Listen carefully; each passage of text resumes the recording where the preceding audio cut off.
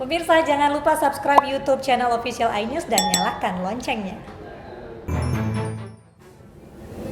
Pelaku bom bunuh diri di Makassar ternyata pasangan suami istri, bahkan mereka baru saja menikah 6 bulan. Keterlibatan perempuan dalam aksi terorisme di Indonesia pun menjadi sorotan.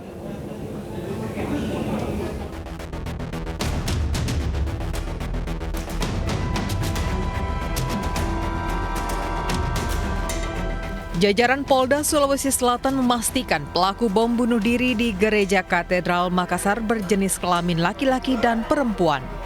Keduanya diduga tewas dalam kejadian. Aksi bom bunuh diri di Makassar yang melibatkan perempuan sebagai salah satu pelaku mencengangkan publik. Alhasil, keterlibatan perempuan dalam aksi terorisme di Indonesia menjadi sorotan. Aksi bom Surabaya di Jawa Timur pada 2018 yang dilakukan satu keluarga, termasuk ibu dan anak-anaknya, seolah membuka mata publik akan perempuan dalam aksi teror. Bahkan, aksi penusukan yang dialami Menko Polhukam saat itu Wiranto dilakukan oleh pasangan suami istri. Badan Nasional Penanggulangan Terorisme bahkan pernah melakukan riset bahwa perempuan paling potensial terpapar radikalisme karena mudah mendapat pengaruh dari sekitar. Bahkan, dalam beberapa tahun ke belakang, jumlah tahanan dan napi teroris perempuan meningkat signifikan. Lantas, seperti apa peran perempuan dalam aksi terorisme yang terjadi belakangan ini di tanah air? Apakah hanya seputar pemeran pendukung atau justru menjadi pemeran utama? Lalu bagaimana sebenarnya kondisi peranan perempuan dalam aksi terorisme yang terjadi di tanah air? Sudah hadir bersama kami Alisa Wahid, Koordinator Jaringan Gus Durian, dan Irfan Idris, Direktur Deradikalisasi BNPT. Assalamualaikum, selamat malam Bu Alisa dan juga Prof. Irfan. Assalamualaikum, selamat malam Mas Abraham, Mbak Alisa. Selamat malam Pak Irfan. Selamat Mbak, sehat Mbak. Saya ke Prof. Irfan terlebih dahulu. Prof. Irfan, banyak pertanyaan publik yang harus dijawab. Seharusnya ada fungsi koordinasi antara instansi dan otoritas yang berwenang, BNPT termasuk BIN yang bisa mencegah hal ini, termasuk dari deradikalisasi. Bagaimana Anda menjawab hal ini? Ya, sejak 2 tahun yang lalu, Bapak Kepala BNPT mencanangkan program sinergitas kementerian dan lembaga yang melibatkan 38 kementerian dan lembaga dalam program sinergitas di dalam meningkatkan upaya pencegahan penyebaran paham radikalisme di tengah masyarakat. Dan program deradikalisasi berdasarkan Undang-Undang Nomor 5 2018 kita tingkatkan terus yang menyasar kepada mereka yang ada di dalam lapas dan mereka yang sudah bebas dari dalam lapas, mereka kembali ke masyarakat dan mereka berkegiatan, tetapi pengaruh dari paham radikal memang tidak kita bisa lantas tuntaskan semuanya, akan tetapi pelibatan seluruh komponen bangsa dan seluruh masyarakat, terutama misalnya dari LSM di dalam memberikan data tentang peran-peran tokoh-tokoh masyarakat, tokoh adat, tokoh perempuan dan tokoh budaya, tokoh agama, akademisi di dalam memberikan narasi-narasi pencerahan kepada segenap Prof. bangsa Irfan, dan mohon maaf seluruh. saya potong. Artinya program ini belum berjalan efektif sebagaimana yang diharapkan? Program ini berjalan sesuai rencana dan terus kita tingkatkan berdasarkan amanat Undang-Undang Nomor 5 2018, karena memang baru 2018 baru ditetapkan Undang-Undang Nomor tentang tindak pidana pemberantasan tindak pidana terorisme, kemudian dengan PP 77 2019 dan perban peraturan badan kepala badan lainnya, dan terus kita melakukan pembinaan, pendampingan dan pemberdayaan terutama juga kepada mantan narapidana teroris dari perempuan, pihak-pihak perempuan. Oke. Saya ke Bu Alisa. Bu Alisa, ini sungguh miris karena pelaku adalah pasangan suami istri yang baru saja menikah. Namun sesungguhnya ini tidak mengejutkan karena peristiwa serupa pun pernah terjadi dalam beberapa aksi teror belakangan. Apa catatan Anda khususnya yang terjadi kemarin? Ya, secara umum memang narasi atau paradigma bahwa berjihad bersama itu akan membuat sekeluarga itu berkumpul di akhirat nanti, itu sebetulnya yang diyakini oleh keluarga-keluarga ini ya. Kita tahu ini tidak hanya di Indonesia, di Sri Lanka pun yang waktu beberapa tahun yang lalu juga ada teror bom itu juga satu keluarga, bahkan satu keluarga besar, kakak adik dan anak istri. Kita tahu catatan Densus juga beberapa kali ketika yang suami ditangkap, kemudian istri juga akan ditangkap, ternyata si istri meledakkan dirinya dalam kondisi sedang hamil itu di Sumatera Utara, dan terakhir kemarin ini. Jadi memang keyakinan ini keyakinan bahwa hanya dengan cara itulah mereka akan bisa berkumpul bersama nanti di akhirat. Itu dia yang menjadi persoalan, Mas Abraham. Oke, dalam kasus ini, dalam konteks ini, apakah bisa dikatakan bahwa perempuan dalam beberapa serangan aksi teror yang dilibatkan begitu, apakah mereka korban inferior, korban dari kesesatan ataupun pemahaman yang misleading dari suaminya? Tidak bisa disebut seperti itu juga ya, karena kita bicara soal yang tadi ya, satu keluarga dengan yang perempuan ya. Kalau perempuan ada laki-laki atau ada suaminya ataupun tidak, bisa saja dia memutuskan untuk tetap melakukan tindakan teroris seperti beberapa perempuan yang ingat yang kasus di Kelapa II misalnya, beberapa perempuan yang mencoba untuk menyerang Tapi ada yang mempengaruhi mereka kan, Bu Alisa? Iya, itu sudah menjadi keyakinan, bahkan berdasarkan penelitian ini didapati bahwa banyak perempuan merasa para laki-laki ini, para jihadis laki-laki ini kurang berani, kurang militan, karena itu mereka ingin mereka kemudian mengambil alih tugas itu ya dalam kacamata mereka.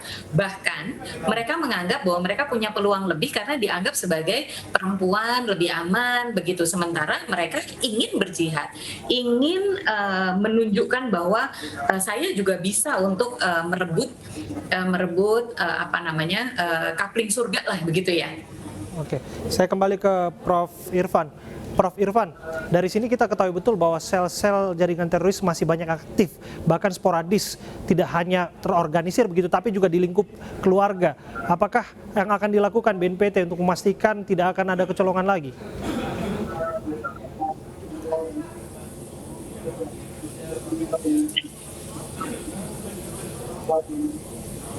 Pelatihan-pelatihan kepada keluarga-keluarga, misalnya terutama 8 orang perempuan mantan teroris yang menyebar di seluruh Indonesia. Ini kita ajak bersinergi, melatih mereka keterampilan agar mereka bisa menatap hidup mereka lebih pasti ke depan. Jadi bukan hanya tergantung, tetapi pada sisi yang berbeda, saya pikir wanita atau perempuan bisa menjadi subjek dan juga menjadi objek, ya.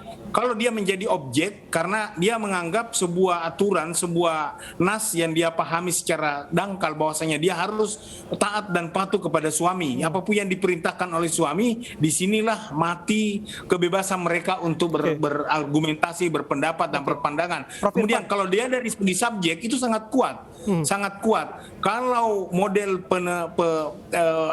perekrutan dulu bom Bali itu tidak melibatkan wanita, tetapi sejak bom Surabaya, bom Sibolga yang disampaikan tadi Mbak Lisa, kemudian yang baru-baru terjadi ini, dan tidak sedikit ada 40 orang wanita atau perempuan yang menjadi korban, jadi deportan. Ini lebih kuat magnetnya ketimbang laki-laki jika mengajak keluarga.